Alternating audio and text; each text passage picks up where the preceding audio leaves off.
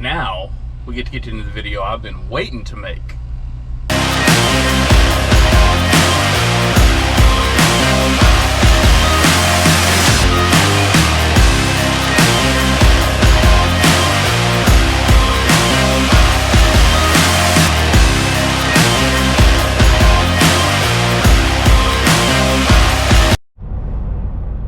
Alright, so here's your stupid tech tip of the day. A lot of people will say I'm overthinking it, and you know what? I probably am overthinking it. But I'm here at this Love's. As you can see, there is a variety of open spaces. So at first I was going to park there, facing this way. But this is a big U, and the fuel pumps are down here. And there, if you come this way and circle that way, there's no way to get out. And this line of trucks, I'm telling you, from experience, is going to grow. And they are slowly going to start getting further and further over here. So I didn't want to have a problem making a U-turn out of there. It's going to park over there, but the same thing, as it gets down this way, because I'm leaving at 3 o'clock in the morning. So I am parked in a straight out. We got a corner here so nobody can park in front of me. And then when I get out at 3 o'clock in the morning and everybody's crammed in here because they didn't plan their hours right, I'll be able to get out. So when you come to these parking places, as someone who's been blocked in can tell you, be very careful how you plan your escape route, because you will need one. And just like that, all that extra space is gone. You just pile in here. So if I'd have been parked there or there, I'm just glad I parked here. So just plan yourself an out. So that way you can get out when it's 3 o'clock in the morning and time to go. And as if I need any help proving my point, it's 5:30 in the afternoon. I'm parked at a Love's. I've left myself an out because we've already started bonus parking. The prime truck, and there's actually another truck on the other side of him, and there was one more in front of him, but it moved. So hopefully the dude's just here for a 30 because he caused a problem because this is very tight Love's. Now luckily, I don't have anything next to me. No, I'm not on an end spot. Well, technically I'm on an end spot, but next to me is a curb and grass and all that, so I don't know about somebody swinging and hitting me, so we're good. So there you go, there's your quick tip. Hope you enjoyed it. What's going on, guys? To the new subscribers, welcome. The usual suspects, welcome back. Not a lot. I want to get into the point of this video. Like I said, I've been waiting to make this one, but we are in South Carolina.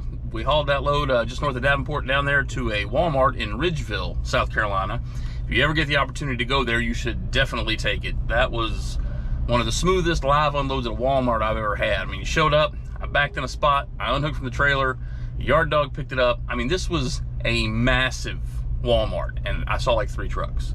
So it's fairly new. Yard dog pulled it, put it in the dock.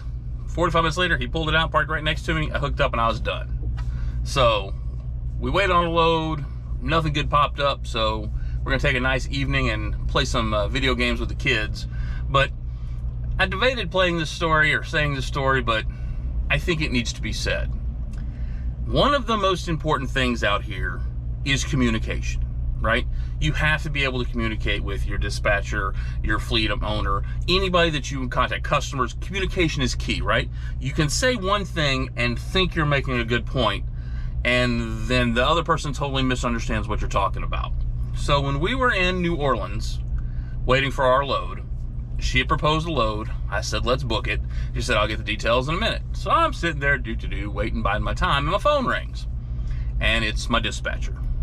So, hey, what's going on? She'll, hey, sir. And which is how she starts every conversation. So I'm not thinking anything's out of whack. And she goes, so, where's the packet?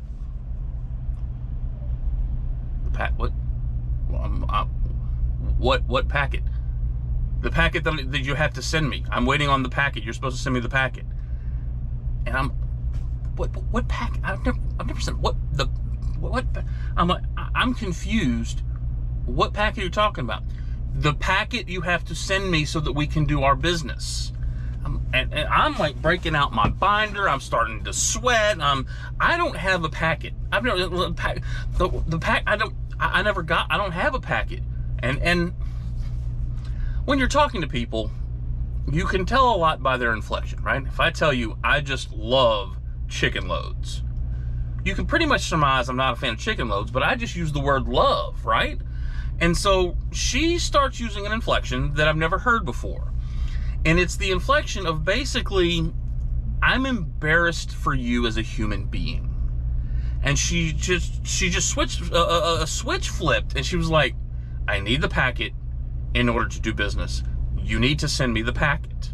We talked about this. I'm like, but we didn't talk about, I don't know what, the packet. And she goes, yes, the packet so we can haul your loads. You know what packet I'm talking about. And I said, you know, this is Kevin, your driver, right? Because you see, I'm being asked for something that I'm sounding like I'm supposed to know and supposed to have it. And with her end, she's having a conversation, and she said afterwards, she goes, I wasn't mad, I was just getting frustrated because I had just spoken to the broker and was waiting on this packet, and she thought that the broker was messing with her. And she was like, it's Friday afternoon, I don't have time for this, I need the packet. All this big meeting, and anybody from the outside looking in would have been like, the conversation made sense. Why doesn't he have the packet? Why not have the packet? Because I didn't know what the packet was, because it wasn't for me. So when you're out here and you have communication, don't get mad and frustrated with people. You don't know that they might be talking about the wrong thing or talking to another driver. So, funny story, thought you could use it. Thumbs down if you didn't, nobody will ever see it. So, on to the video. Quick disclaimer before we get into the video. I do want to make something, kind of talk about one thing real quick. I'm not talking about, when I talk about loving this truck, these are things that I think everybody would love. I'm not talking about the fact, you know, you can see it here. I have a black seatbelt. You know, I'm bigwig now. The fact that this truck has none of that warning crap, no following too close, no rumble strips, no horn honks. I love all those things about this truck, but we're really going to talk about what I love for everybody. So if you see something and it seems very general, you may love it, you may. These are just things that I thought of because at the end of the day, I love this truck. God bless, and let's get rolling. All right, now, as much as it absolutely killed me to make that last video, let me tell you the 5 things that I love about my 2022 Mack Anthem, coming up on Riding with Kev. All right, now, I grabbed about my window screens in the last video, my curtains. I do appreciate having them on the truck. That's the honorable mention of likes. It is nice to be able to shut it off and have this beautiful truck all to myself.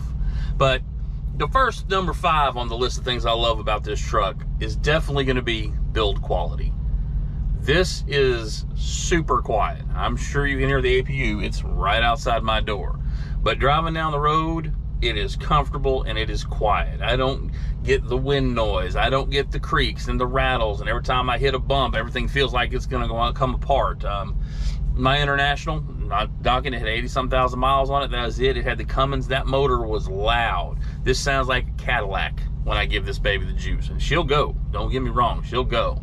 But there's just no creaks and bumps, and nothing, switches don't feel flimsy. It feels very well constructed, like a Mack truck. It's an expression for a reason. All right, so number 4, and we're going to pull the camera out on this and kind of make this a little quick, is just the overall setup.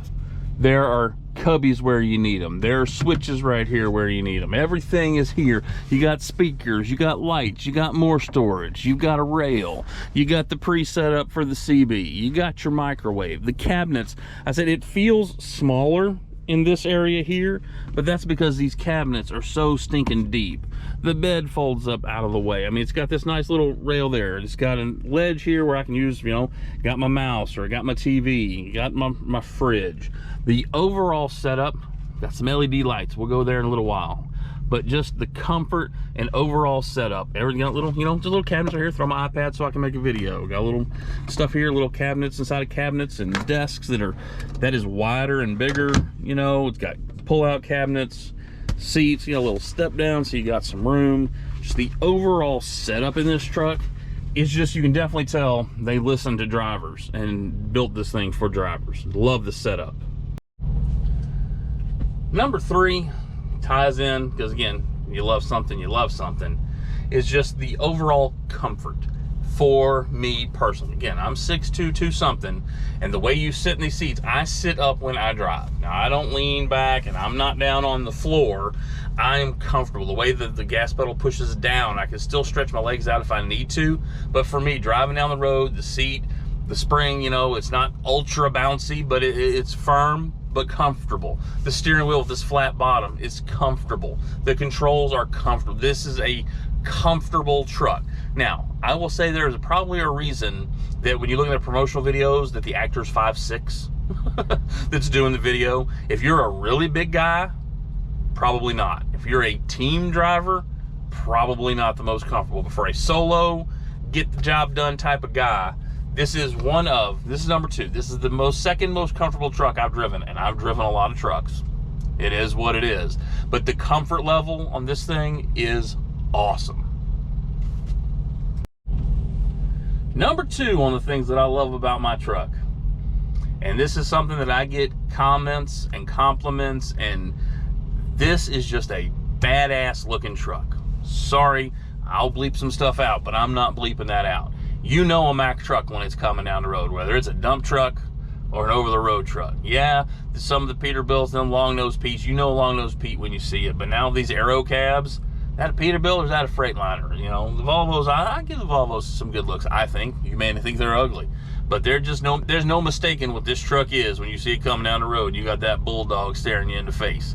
As a former Marine, I kind of partial to that, but everything, I mean, just the mirrors as far as workability, good windows, the hood, looking at it from the front, even looking at it from the side, the way the fairings are on the bottom. Mine doesn't have the ground kit where it's got the rubber underneath, but it's just a good looking truck, and it feels updated. It feels, I've sat in a 2014 Peterbilt, I've sat in a 2022 Peterbilt, and with the exception of a cup holder, it's the same truck.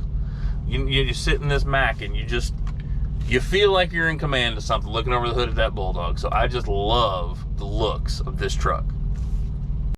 The number one thing that I love about this truck is just the center focus on the driver that Mack has done. Everything I need is right here. If I had to go over here for the radio, which is updated, thank the Lord, hit a source button or whatever, but I can do that right here on my steering wheel. I can change my mode, volume, mute if I'm going to way station, phone, which I hook up, cruise control, Jake brake, my information center's right there. Got my wipers, my high beams, my flashers. Everything is right here around my hands. You know, I've got 47 power plugs for the electronics show that I've got going over here. Even the cup holder, I don't even have to look. It's just right there. They got 2 different sizes, so when you got your super big gulp, or you got your, Mack tumbler, or your monster, everything is just right here. Controls for the window right here. I don't have to take my eyes off the road to do anything, and that is safe. That is driver focus. I got this flat bottom, so I can just hold my wheel like this, do like this. If I want to get in and out, the steering wheel is not in the way. The gauges are perfectly good. Information center, the layout and the driver focus driving down this road. My switches are right here. If I need to do anything, not reaching over here or down here. Everything is just right here where I need it. And I love that about this truck. This is the most driver focused truck I've driven.